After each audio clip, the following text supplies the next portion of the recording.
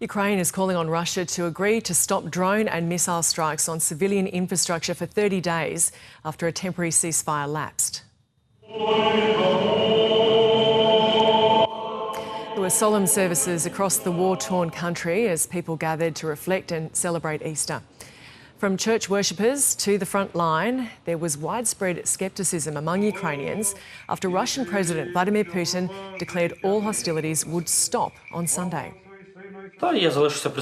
My opinion did not change regarding the ceasefire. It was announced only to show to the world as if they are making some steps, concessions for us. But in reality, as we can see at the front line, nothing has changed. I think it is a blatant lie, as it always was. I think it is more of a manipulation for his own people, nothing more than that. He most likely declared it so that people will think that he is a true believer, while he is manipulating by telling people that a ceasefire must be introduced for the Easter period. Both Ukraine and Russia have accused each other of breaching the temporary truce. In the Russian-controlled Ukrainian city of Donetsk, many residents are critical of Kyiv.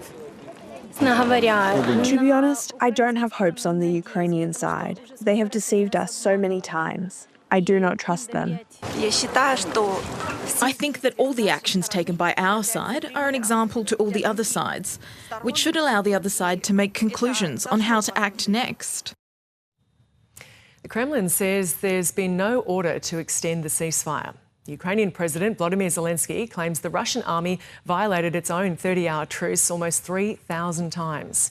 He says Russia should agree to stop drone and missile strikes and has urged Ukrainians to not give up hope that peace can be achieved. We know what we are defending. We know what we are fighting for whom and for whose sake. And that is why every time, no matter how hard it gets, we still do not lose faith.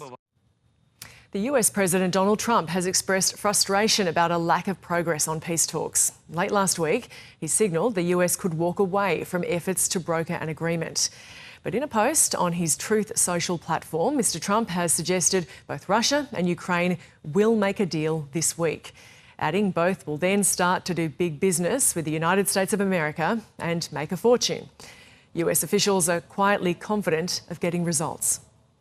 I think we're on a good path. I know it's hard, it's really difficult, but I think if it wasn't for President Trump, we wouldn't be where we're at today, and he's driving us towards a conclusion. President Trump has done more in 90 days to solve this war, the largest war in Europe since World War II, than they did in the previous 900-plus days, and he's driving this towards solutions.